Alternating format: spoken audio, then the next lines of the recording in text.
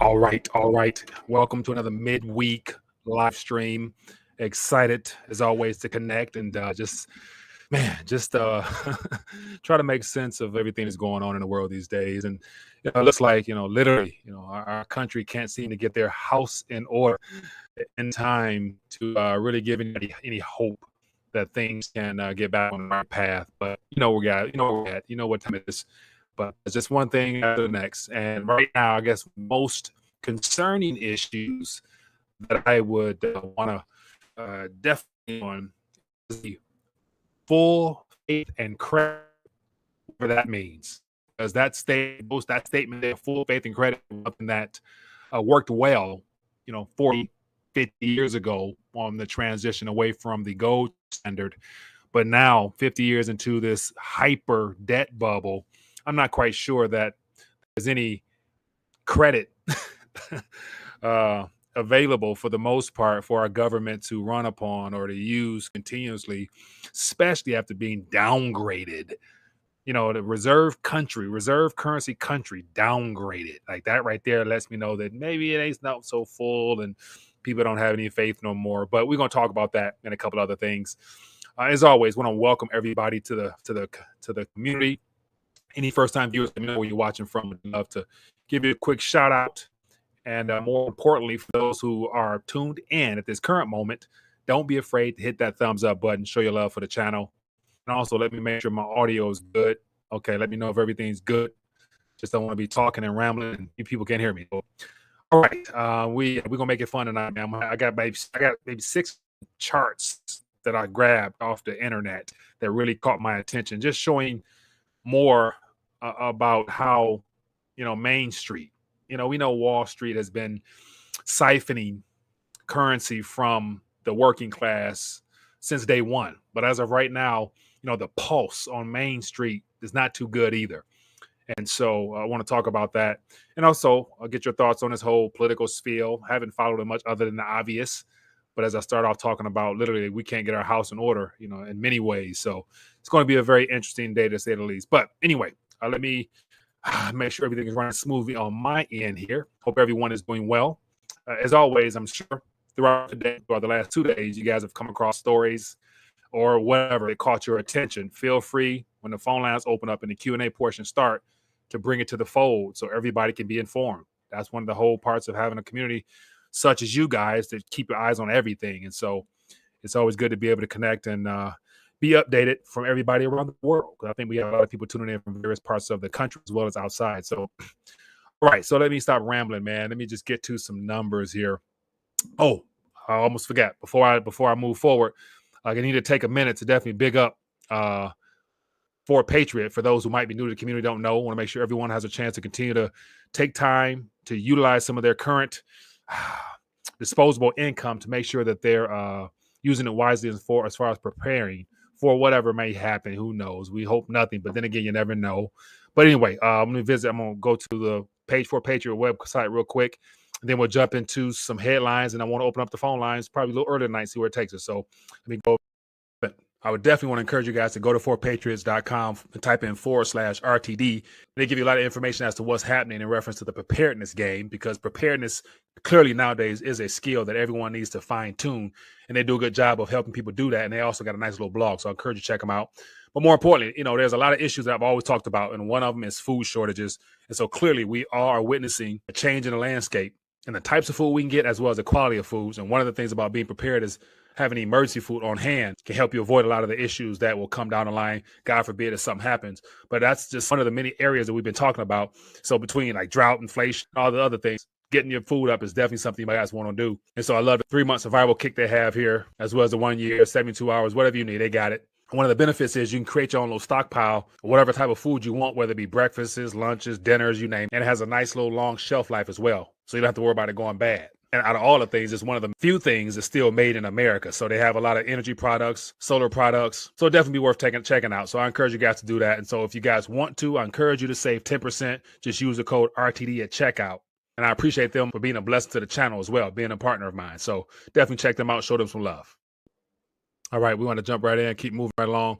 So, as always, one thing that caught my attention, had to keep my eye on the commodity space, aka sound money.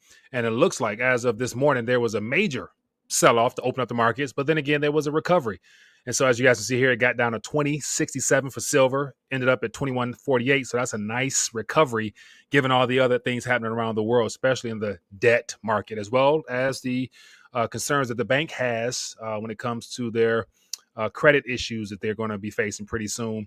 And also, let me just jump in here, share my 2 cents on gold real quick. So we got down to 18.15 throughout the day, but it happened to recover quite well to 18.31. So small jump, but then again, it just goes to show no matter what, it keeps plugging right along despite all these IOU nothings being exposed. And so we'll definitely touch more on that if you guys want. But let's just get into the subject of the hour. So here's a headline that caught my attention that I wanted to just bring to the world, because majority of the focus that takes place within alternative media sphere happens to be surrounded around the USD, i.e., the U.S. government debt market, just because it is the most liquid, most abundant debt commodity. Well, I think that's my liability that the world is dependent upon. But we're not the only country also experiencing the same type of jolts and their bonds being sold off at an alarming rate. And so I looked at a lot of the European governments, and they're all experiencing the same type of issues where there's just a flight to capital. Man, everybody's looking to get liquid, and it doesn't help that in this current environment, when in the midst of alleged or obvious, stagflationary pressures, where debt is becoming harder to service, more and more people are in need of liquidity. So I can see this stuff happening even more. But world's biggest bond market hit by relentless selling. And so one of the other markets that this article talks about is what's happening in Germany. And it's not too often I talk about foreign countries, but real quick, I'll thumb through some highlights from this article here, and then we'll get to a couple more. And as always, feel free to share your thoughts in the chat. But just a real quick here. It says the U.S. Treasury yields surged to 5% for the first time since 2007. Since then, it's come down. I think it's about 487 or something like that. But it touched that 5% mark. And as you can tell, that's going to be very problematic, because the entire world is holding on to that is literally losing majorly right now. It says Germany's 10-year bond yield reached 3%, a significant milestone. So mind you, Germany for the last 10 plus years was in negative territory, or damn near negative. So the surge for them is way more shocking than for us. It says bond route sends shockwaves globally, impacting Australian, Canadian, and British bond yields. It says rising interest rates affect mortgages, loans, and equity markets. So think about that. In every country I just mentioned, Australia, Canada, and Britain, and a couple others I want to show in a minute, one of the concerns is that the local economy could be impacted severely when it comes to mortgages, loans, and the stock market. It says global bond markets face a third consecutive year of losses. Higher borrowing costs create challenges for corporate borrowers. It says central banks grapple with the dilemma of containing inflation versus a deteriorating economic outlook. Right. And I even saw a headline today saying that I think it was the IMF is now beginning to encourage central banks to consider rethinking their 2% inflation mandate to adjust for the current economic conditions that they're facing. So, yeah, when in doubt, move the goalposts. All right, here. So last one, it says analysts predict a recession as a result of this bond sell-off, which says with long-term consequences on financial conditions. Right? Okay, that's just a happy way of saying that stuff is breaking loose right now. Stuff is hitting the fan in a polite way. But here's another thing I want to definitely touch on. So I went globally just to see what else is happening, because of course the U.S. debt is the most pristine up until right about now, when the full faith and credit is probably not as popular as the U.S. would like for it, especially knowing that within the next year they're going to be issuing damn near close to $2 trillion worth of debt. So it's like when you know that there's going to be a floodgate of debt being issued, it's like, do I really want to hold? Do I really need to hold as much of that stuff, knowing that We're going down together. Okay, so here is just all the countries here, and this little emergency alarm symbol next to it says the symbol indicates countries where 10-year yield changed considerably, more than 50 basis points in the last 3 months. And so Sweden, we got Thailand, we go down here, we got Norway, we got Canada, we got Israel, we got South Korea, we got Greece, we got Hong Kong, we got Australia, we got the United States, we got Italy, we got Czech Republic, we got New Zealand, we got Chile, we got Indonesia, we got Romania. So the surge is happening everywhere. And so it's not just limited to the US. But then again, of course, the US is pretty much the, primary focal point. But let's just let people know that it's not just an isolated event here of the debt that's becoming a problem, touching the sovereign debt crisis type of levels. Just because at the end of the day, you got to think about it. If is experiencing the same type of chaos internally, trying to stabilize things, fighting inflation, as well as their central banks continue to hike in an environment where obviously if you want to ease things, you would probably want to cut, but they're doing the reverse of what would lead to a more stable and long-lasting economy. So they're doing it in sync, i.e. they're doing it in unison together. So there's obviously a coordinated plan because clearly they would all know. I mean, everybody on the alternative media space kind of know what is the next obvious result of all this is they're expecting a pivot. But then again, they're playing hardball, talking about pausing for longer or raising a little more. So anyway it goes, spells trouble. Now it's just a matter of how does all this blow through in the next coming months, weeks, years, or whatever. So just something to put out there. All right, what else we got here? This is, let me share this with you here. Just a little headline. And so talks about the ADP. I'm going to jump on that right now. So the private sector added 89,000 jobs, slowest growth rate since 2021. So the job market appears to be perhaps cooling off a little bit. And so we'll see how this goes. But then again, numbers came in well below expectation. I want to say it was 150,000 expected. What was it? Let me see here. Private sector employment grew by 89,000 jobs, the slowest pace of job growth in more than 2 years. The economy shows sign of pacing itself, according to the latest monthly ADP. The report, which comes out 2 days before the official jobs report for the Labor Department, calculates how many private non-farm jobs have been added or subtracted from the economy over a 1 month calendar. So once again, 89,000 jobs in a country with 300-something million people. Not really impressive. Not really impressive at all. Okay, let me get some charts real quick. Here's things that really be of concern. Back to that full faith and credit. When you know that the person in question or the country in question can only just continue to borrow or expand, however you want to call it. So here's a chart here just basically showing what has taken place since this whole 45-day extension or kicking the can down the road. What it looks like, it says total U.S. debt hits a record 33.442 trillion, up 275 billion in 1 day. So look at this little spike right here. Just it's no end in sight for this. As exactly 2 weeks ago, the U.S. total debt hit 33 trillion for the first time. This means that the U.S. has added 32 billion in debt per day for the last 2 weeks. 32 billion per day. And mind you, majority of this is to literally just to pay bills, just to take care of things that's already been promised. So it's like we haven't even gotten into any additional costs needed for anything else. So yeah, it says at the current pace, the U.S. will add 1 trillion of debt in a month. 1 trillion worth of debt in a month. And so the question would then be, if you know that they have to continue to bring in currency into existence just to survive, think about being on the receiving end of that. How pristine and how trustworthy is those bonds moving forward to where you know you're going to get shafted at some point in the future. But then again, there's people out there who have to not hold those things. So, all right, keep it moving. Here's another interesting chart here. This is China U.S. Treasury holdings.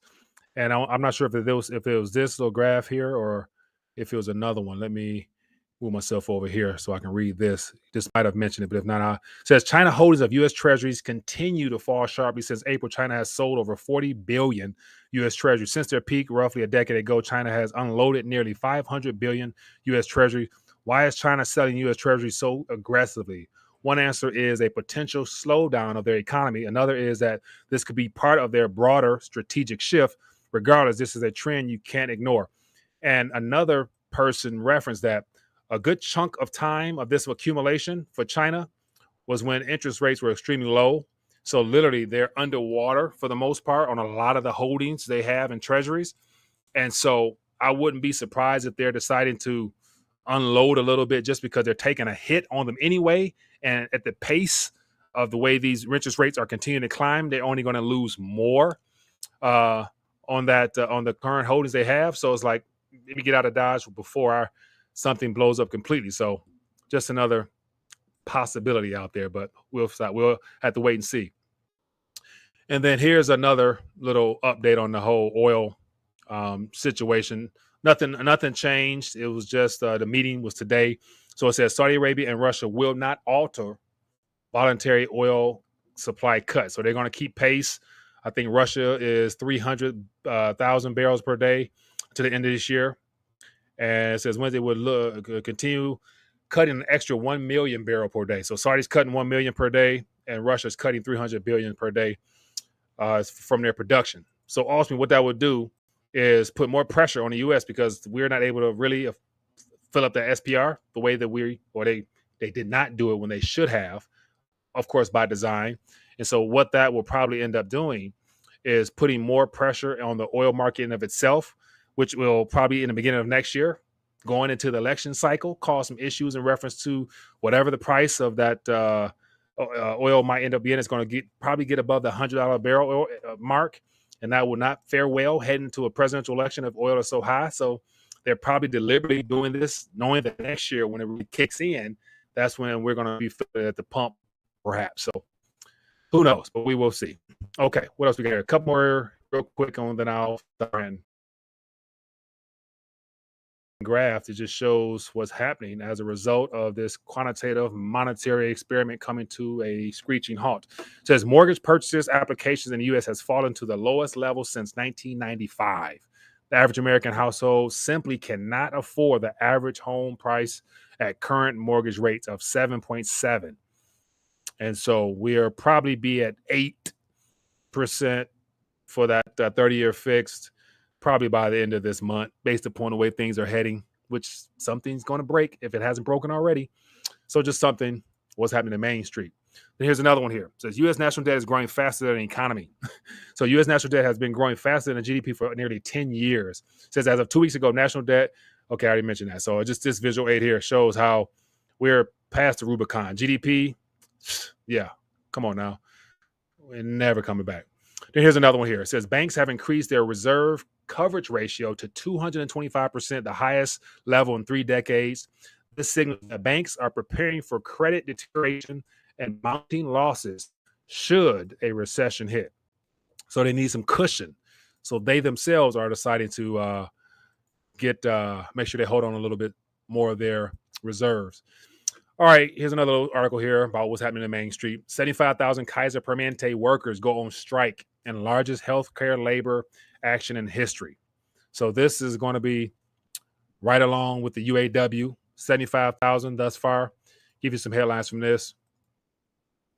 It says over 75,000 workers across several states, including California, Colorado, Washington, Oregon, Virginia, Washington, D.C. have initiated a strike. The strike represents about 40% of Kaiser's workforce and is the largest ever healthcare strike in the U.S. Workers from D.C. and Virginia began picketing at 6 o'clock with average strikes planned and the various whatever. Workers are protesting unsafe working conditions and deteriorating patient care, demanding better compensation and benefits. So says the payer said Kaiser rejected a wage increase offer of at least 12.5% over a 4-year contract and state specific minimum wages of $21 to $23 per hour. So more strikes at the time where, I mean, I understand the importance of definitely trying to keep up the cost of living and everything in between, but when the overall economy is not doing the greatest, it's like just to be led to the slaughter, to where more than likely they're gonna have to make some tough decisions. But then again, I can understand if I was in their position, I would try to get as much as I can while I can. And a lot of people don't know what's at stake here as far as our country. All right, last little stories here worth bringing up. it looks like this is out of the gateway. It says FBI quietly created a new category of extremism ahead of 2024 election to include Trump MAGA supporters. So ultimately, everybody who believes in truth, justice, righteousness, loves their country, loves First, Second, and all the amendments, you might be considered an extremist because you go against what they are working towards. That's what it boils down to. So, how will this play out? I don't know, but I always remember saying that I think it was 74, 75 million of his fan base. I'm like, oh, they got files on every single one of those individuals, keeping tabs on what they do, what they say, and it's going to come back at some point in the future. And then, sure enough, they came out with that terrorism list for domestic citizens here. So, anyway, something worthwhile here. And then also on the last note, it looks like it's probably not probable, but this is a tweet from Marjorie Green about says this is my choice for Speaker of the House. So we'll see how all this madness plays out. But as of right now, as I mentioned before, the U.S. we can't get our house. It's too late. It's never worth giving up on. But then again, it's like at this current moment, what can we really expect? But anyway, that's just my little rant. Things that caught my attention. But let's check in with you guys. What are you guys keeping your eyes on? What other subjects is worth bringing to the fold? I'm curious to hear your thoughts on these subject matters here. So feel free to give me a call and let's talk. It is the People's Talk Show. As you guys see here, the number 313-462-0027. Or in the chat, throw out a topic or something and we'll try to jump on it. And I'll just share my opinion on it. That's all it is. That is all it is. If you haven't thus far, hit that thumbs up button. Show your love to the channel, man. Hopefully, as always, more people can get plugged in. Says what we got here. TB, who you referring to? Wherever you go, you there. Don't forget about RTD. What we got? Who's going somewhere? All right, let's get to some calls. Let me make sure I get this right. It'd be good if I can not have any malfunctions on my side this evening. Not have any malfunctions. And I'm having malfunctions rise up again. I may have somebody on here, but for whatever reason, here we go. Somebody's on here. Unfortunate. You would think I would figure this stuff out by now, but so I have somebody on here, but let me try it again.